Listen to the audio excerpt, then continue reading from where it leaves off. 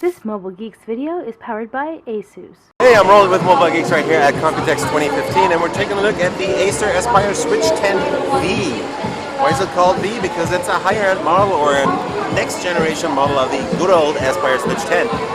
It's been enhanced in a bunch of ways. It's now using a full HD panel. I don't know if there is going to be a WXGA version, but right here we have the full HD panel.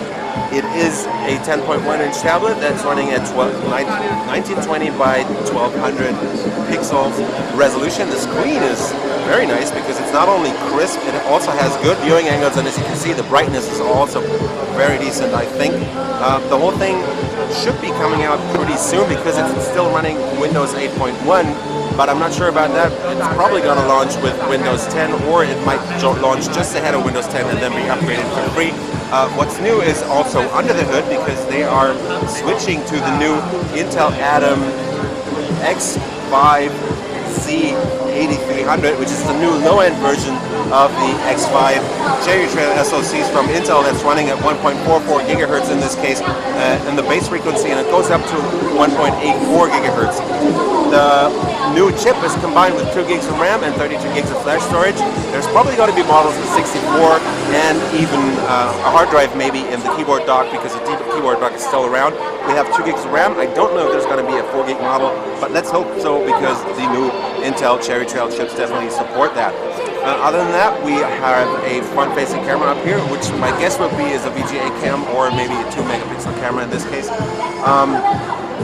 Other than that, we have 2 speakers at the bottom right here, so it's nice front-facing stereo speakers. I don't know about the sound quality. As you can hear, there's super noisy stuff going on around me behind me right now.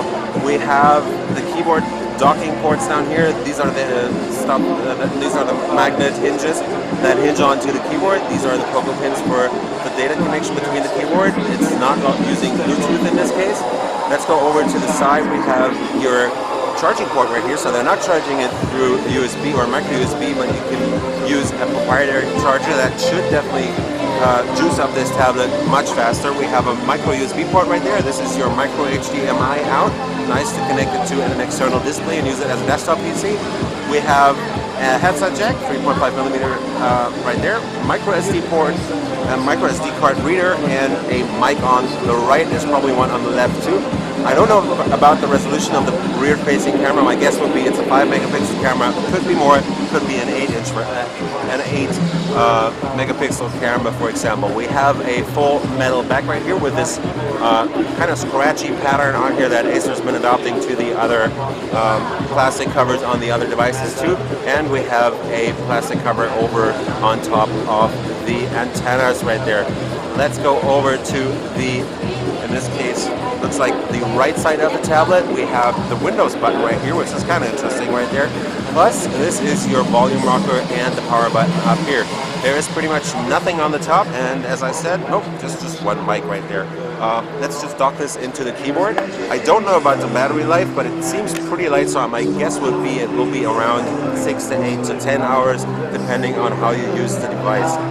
The keyboard docks through magnets as usual. The design is kind of weird, but we've known that from the other Acer devices because they've combined the enter button and the other buttons here, also on the left right there, and down here it's all mushed up into one, which isn't very nice when you're typing on it. Other than that, the lift on the keys seems pretty decent, and it doesn't really bend. That's nice. So if you put it down, you should be able to type very nicely.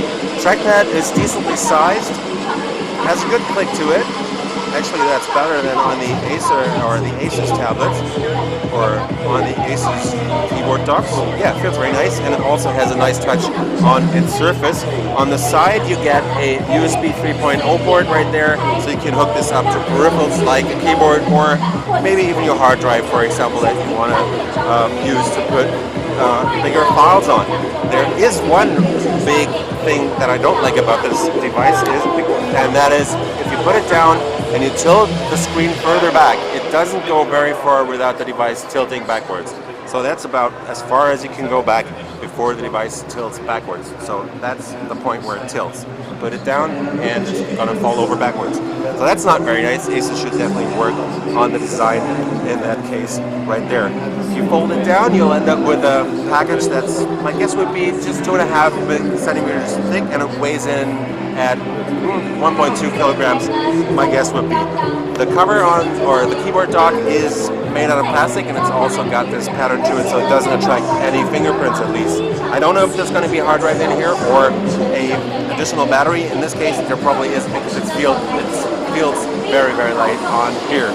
So that's just been a very quick look at the Acer Switch 10B here at Computex 2015, and I was rolling with Mobile Geeks. If you like what we do on our channel, give us a thumbs up, follow us on Twitter, Facebook, and Google+, and we will see you later. This Mobile Geeks video is powered by Asus.